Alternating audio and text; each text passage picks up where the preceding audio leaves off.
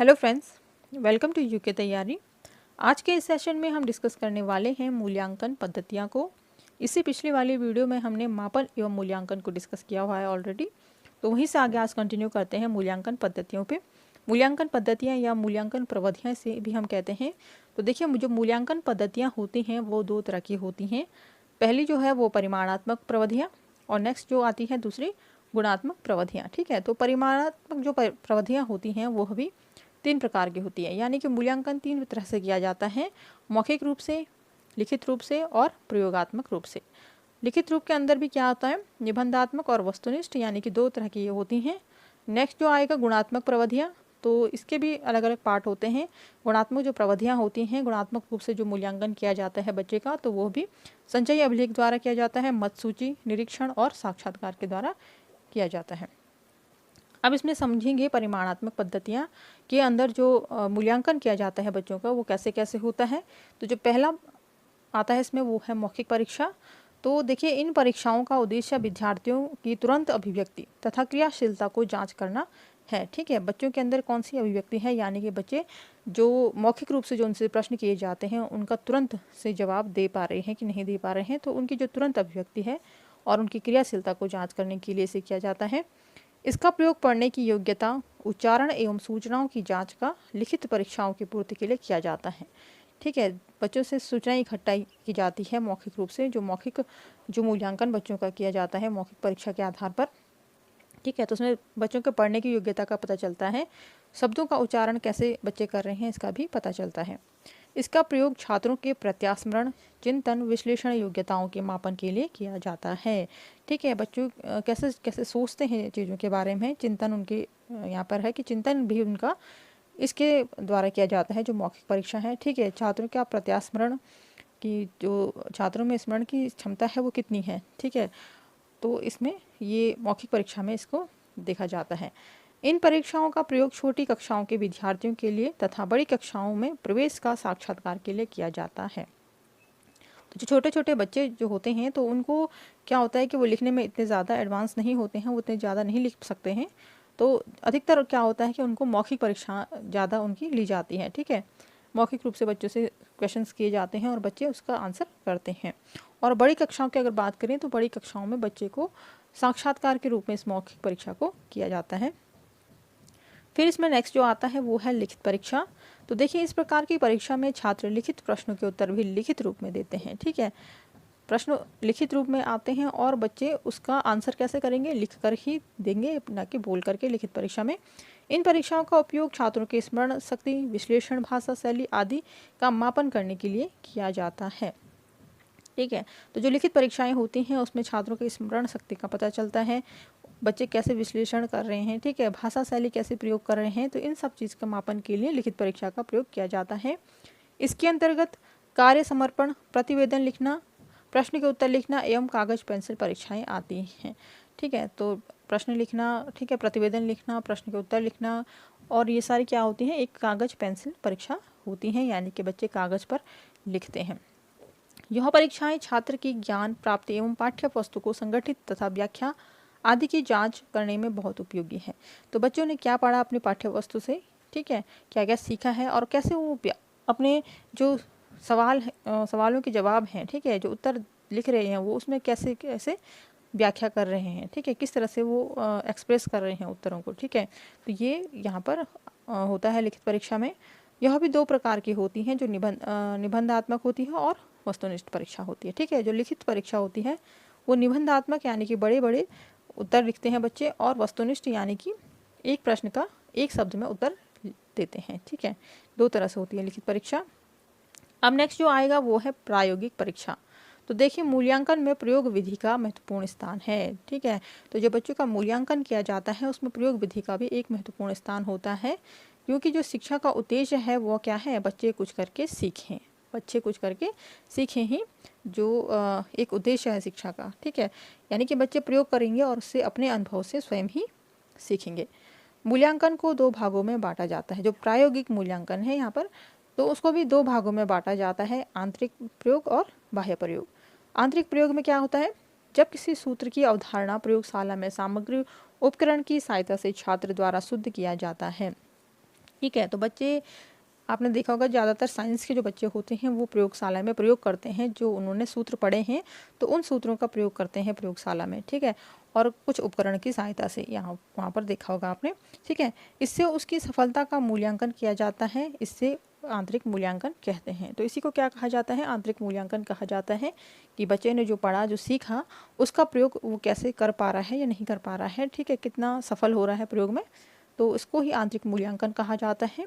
यह जो मूल्यांकन है वो अधिकतम विज्ञान विषय में किया जाता है। अब जो नेक्स्ट आता है वो आता है बाह्य प्रयोग। इस प्रकार के मूल्यांकन को छात्र के जीवन से जोड़कर ज्ञान, सिद्धांत और व्यवहार रूप में परिवर्तित करने को कहा जाता है, जैसे कुछ दूरी दौड़ना, सत्य बोलना, चित्र बनाना, मिट्टी के बर्तन बनाना आदि, ठीक है। तो जो बाह्य प्रयोग किया जाता है छात्रों पर, तो वो छात्रों के जीवन से जोड़ करके उनका व्यवहार परिवर्तन जैसे हो, ठीक है, तो उन पर वो प्रयोग किया जाता है। जैसे कुछ दूर दौड़ रहे हैं बच्चे, तो उससे उनका जो फिजिकल एक्टिविटी है उसका पता चलता है। बच्चे सत्य बोलने वाली आदतें उनमें आती हैं, ठीक है। चित्र बनाना यानी कि बच्चे किस तरह से एक्सप्रेस कर रहे हैं चीज़ों को। मिट्टी के बर्तन बनाना यानी कि बच्चों में क्रिएटिविटी को बढ़ाना होता है, ठीक है। तो ये बाह्य प्रयोग के रूप में इस मूल्यांकन को किया जाता है। अब नेक्स्ट जो आता है वो है गुणात्मक पद्धतियाँ। तो देखिए ये भी अलग अलग प्रकार से होते हैं। पहला होता है निरीक्षण। तो इसका प्रयोग मुख्य रूप से छोटे बालकों के मूल्यांकन में किया जाता है। इससे उनके वास्तविक व्यवहार का पता चलता है। निरीक्षण द्वारा बालकों के सामाजिक, संवेगात्मक, बौद्धिक एवं नैतिक विकास के विषय में जानकारी प्राप्त होती है, ठीक है। तो छोटे बच्चों का निरीक्षण किया जाता है उनके व्यवहार चेक करने के लिए कि बच्चों में क्या चेंज हो रहा है, क्या व्यवहार परिवर्तन हो रहा है, ठीक है। बच्चों को जो चीज़ें सिखाई जा रही हैं तो वो सामाजिक रूप से उनमें क्या चेंजेस आ रही है, संवेगात्मक रूप से, यानी कि बच्चा हर एक क्षेत्र में किस तरह से आगे बढ़ रहा है, इसके लिए निरीक्षण किया जाता है बच्चे का। नेक्स्ट जो है इसमें वो है संचयी अभिलेख। तो देखिए यह मूल्यांकन की महत्वपूर्ण प्रविधि है, ठीक है। तो संचयी अभिलेख के द्वारा भी मूल्यांकन किया जाता है छात्रों का।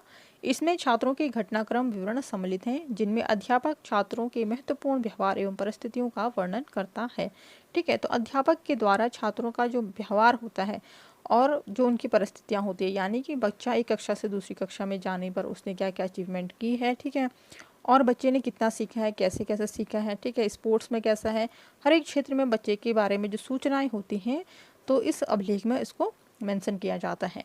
संचयी अभिलेख में विद्यालय के प्रत्येक छात्र के संबंध में सूचनाओं के क्रमबद्ध रूप में व्यवस्थित किया जाता है, ठीक है। तो जो संचयी अभिलेख है वो विद्यालय के प्रत्येक छात्र, यानी कि हर एक छात्र का ये एक संचयी अभिलेख होता है, जिसमें छात्र के संबंध में जो सूचनाएं होती हैं उनको क्रमबद्ध रूप में व्यवस्थित किया जाता है। अब नेक्स्ट इसमें आता है मत सूची, यानी कि चेकलिस्ट जिसे हम कहते हैं। यह प्रश्नावली की भांति व्यक्तिगत सूचना एवं मत जानने का प्रमुख साधन है, ठीक है। प्रश्नावली की भांति यानी कि प्रश्न पूछ करके जो बच्चे से क्या जो परीक्षाएं होती हैं, ठीक है, तो उसकी तरह ही यह भी क्या है, मत जानने का एक प्रमुख साधन होता है मत सूची या चेकलिस्ट। इसमें कुछ कथन छात्रों को दिए जाते हैं जिनका उत्तर छात्रों को हाँ अथवा ना में देना होता है, ठीक है। इस प्रकार के कथन तैयार करने के लिए उद्देश्य स्पष्ट होने चाहिए। चेकलिस्ट का प्रयोग छात्रों की अभिवृत्ति, अभिरुचि एवं भावात्मक पक्ष के मापन के लिए किया जाता है, ठीक है। तो ये चेकलिस्ट के बारे में है। अब जो नेक्स्ट है इसमें वो है साक्षात्कार। यह विभिन्न प्रकार की परिस्थितियों में व्यक्तियों में सूचना संकलन का सर्वाधिक प्रचलित साधन है। साक्षात्कार में व्यक्तियों को आमने सामने बैठाकर विभिन्न प्रकार के प्रश्न पूछे जाते हैं, उनके आधार पर उनकी योग्यताओं का मूल्यांकन किया जाता है, ठीक है। तो देखिए जो साक्षात्कार होता है यदि वो बच्चों का हो तो वो मौखिक परीक्षा हो जाएगा, और अगर बड़े बच्चों का हो, ठीक है, तो वो साक्षात्कार हो जाता है, ठीक है, उसको साक्षात्कार कहते हैं। मौखिक रूप से उसमें आमने सामने बैठा करके उसमें क्या होता है, बच्चों जो छात्र होते हैं उनसे क्वेश्चंस पूछे जाते हैं और बच्चे उसका आंसर करते हैं, ठीक है। और उन जो आंसर बच्चों से मिलते हैं तो उनके आधार पर ही बच्चों की योग्यता का मूल्यांकन किया जाता है। अब देखिए इसमें जो नेक्स्ट है वो है सतत एवं व्यापक मूल्यांकन, ठीक है। तो देखिए जो सतत एवं व्यापक मूल्यांकन का प्रत्यय वस्तुतः परीक्षा सुधार के दो सिद्धांतों पर निर्भर है, ठीक है। परीक्षा में सुधार किया जाता है सतत एवं व्यापक मूल्यांकन के आधार पर। तो दो सिद्धांत कौन कौन से हैं इसके? प्रथम है जो व्यक्ति अध्यापन करे वह व्यक्ति मूल्यांकन का कार्य भी करे, यानी कि जो कक्षा में जो अध्यापक है जो पढ़ा रहा है वह साथ साथ में क्या करे, मूल्यांकन भी करे, ठीक है। पढ़ाने के साथ साथ में मूल्यांकन भी छात्रों का करता रहे। द्वितीय देखिए मूल्यांकन कार्य सत्रांत में न होकर के पूरे सत्र के दौरान चलता रहे, ठीक है। सत्रांत यानी कि साल के जो अंत है होता है, ठीक है, जब बच्चे की जो परीक्षा होती है और उसके बाद वो दूसरी कक्षा में जाता है, तो केवल मूल्यांकन उसी दौरान न किया जाए कि जो बच्चे ने पूरा मतलब पूरी कक्षा पढ़ ली है, पूरा साल फिनिश होने के बाद जो एग्ज़ाम होते हैं उसी टाइम ना हो करके जो मूल्यांकन है वो कब हो, पूरे साल भर चलता रहे। ठीक है, बच्चों के टेस्ट होते रहें। ठीक है, इस तरह से बीच बीच में बच्चों का मूल्यांकन जो अध्यापक है उनके द्वारा किया जाए। अब देखिए जो सतत एवं व्यापक मूल्यांकन है वो कैसे कैसे होता है। तो देखिए इस प्रणाली में छात्रों की शैक्षिक प्रगति का मूल्यांकन शिक्षण कार्य कर रहे अध्यापकों द्वारा सत्र के मध्य में थोड़े थोड़े अंतराल पर किया जाए व छात्रों को उनकी कमियों व सफलता की जानकारी दी जाए। ठीक है, तो जो शिक्षक छात्रों को पढ़ा रहे होते हैं तो वही शिक्षक क्या करें, छात्रों की जो शैक्षिक प्रगति होती है, यानी कि बच्चों ने कितना कितना सीखा है, कैसे कैसे सीखा है, ठीक है, बच्चे चीज़ों को समझे हैं या नहीं समझे हैं, तो इनको देखने के लिए जो शिक्षक हैं वो क्या करें, सत्र के मध्य में थोड़े थोड़े अंतराल में मूल्यांकन करते रहें बच्चों का। ठीक है, अपने आप से ही टेस्ट लेते रहें बच्चों का अलग अलग प्रकार से, जिससे पता चलेगा कि बच्चों की जो शैक्षिक प्रगति है वो कितनी हुई है, किस लेवल पर हुई है। ठीक है, फिर है इसमें अध्यापकों के द्वारा छात्रों की शैक्षिक प्रगति का मूल्यांकन करने के लिए लिखित परीक्षाओं के अतिरिक्त मापन मूल्यांकन की विभिन्न प्रविधियों व उपकरण का प्रयोग किया जा सकता है। तो जो टीचर छात्रों की शैक्षिक प्रगति का मूल्यांकन करते हैं वो लिखित परीक्षा ही न ले, साथ में वो अलग तरह से भी, ठीक है, जो मूल्यांकन की अलग प्रविधियाँ या उपकरण होते हैं उनका प्रयोग भी जो टीचर हैं वो कर सकें। फिर आता है इसमें यह मूल्यांकन छात्रों के साथ साथ अध्यापकों को भी अपनी शिक्षा योजना में सुधार करने की अवसर देता है। ठीक है, जो ये मूल्यांकन किया जाता है सतत एवं व्यापक मूल्यांकन, यह छात्रों के साथ साथ में अध्यापकों को भी अपनी जो उनकी शिक्षा योजना होती है उनमें सुधार के अवसर देता है। यानी कि बच्चों ने किस शिक्षण विधि से अच्छी तरह से सीखा है, किस शिक्षण विधि से बच्चे कम सीख रहे हैं और क्या क्या सुधार शिक्षण जो है वो अपने शिक्षण कार्य में करें। ठीक है, इस पर ये मूल्यांकन भी हेल्प करता है। फिर है सतत व व्यापक मूल्यांकन प्रणाली उस प्राचीन परंपरा का अधिक व्यवस्थित औपचारिक रूप है जिसमें अध्यापक गण दैनिक, साप्ताहिक, पाक्षिक, मासिक, त्रैमासिक, अर्धवार्षिक तथा वार्षिक परीक्षाओं द्वारा अपने छात्रों के ज्ञान, बोध व कौशल को मापन करते हैं व उन्हें सुधार हेतु आवश्यक पृष्ठपोषण प्रदान करते हैं। ठीक है, तो जो सतत एवं व्यापक मूल्यांकन है वह जो प्राचीन प्रणाली थी शिक्षा की उसका ही एक क्या है और अधिक व्यवस्थित औपचारिक रूप है, जिसमें जो अध्यापक गण होते हैं वो क्या करते हैं, दैनिक रूप से, साप्ताहिक रूप से, पाक्षिक रूप से, मासिक, त्रैमासिक, अर्धवार्षिक तथा वार्षिक रूप से बच्चों की परीक्षाएं लेते हैं, जिसमें क्या होता है छात्रों का ज्ञान व बोध का जो ज्ञान बोध है और जो कौशल बच्चों के अंदर होते हैं उनका ही मापन होता है। ठीक है, और जो बच्चों में कमियां रह जाती हैं तो उसमें सुधार करके आवश्यक पृष्ठपोषण प्रदान किया जाता है छात्रों को। नेक्स्ट पॉइंट आता है सतत एवं व्यापक मूल्यांकन का, कि सतत व व्यापक मूल्यांकन ही छात्रों का व्यापक दृष्टि से मूल्यांकन करने में समर्थ हो सकता है। ठीक है, ये सतत एवं व्यापक मूल्यांकन है उसके आधार पर क्या होता है छात्रों का व्यापक दृष्टि से, यानी कि संपूर्ण रूप से बच्चे का मूल्यांकन किया जा सकता है इस विधि के द्वारा, यानी कि इस मूल्यांकन के द्वारा। इसमें क्या होता है कि बच्चे की बुद्धि, रुचि, अभिवृत्ति, व्यक्तिगत और सामाजिक गुण, नैतिक चरित्र, पाठ्य सहगामी क्रियाओं में सहभागिता जैसे व्यक्तित्व आयामों की जानकारी भी केवल किससे होती है, व्यापक जो मूल्यांकन होता है उसके द्वारा ही ये संभव हो पाता है कि बच्चे की बुद्धि कैसी है, बच्चे किस चीज़ में रुचि ले रहे हैं, ठीक है, अभिवृत्ति कैसी है, तो इन सब चीज़ों को देखने के लिए व्यापक मूल्यांकन बहुत सहायक होता है। फिर इसमें सतत एवं व्यापक मूल्यांकन प्रणाली की सार्थकता अध्यापकों के ऊपर निर्भर है। ठीक है, तो जो ये मूल्यांकन किया जाता है सतत व व्यापक रूप से, तो इसमें कहीं ना कहीं जो टीचर की सार्थकता इस पर बहुत ज़्यादा इम्पोर्टेंट होती है, यानी कि टीचर वाकई में जो सतत एवं व्यापक मूल्यांकन इस पर पूरे मन से कार्य कर रहा है यदि, तो वह जो विधि होती है मूल्यांकन की तो यह कहीं ना कहीं सक्सेस होती है।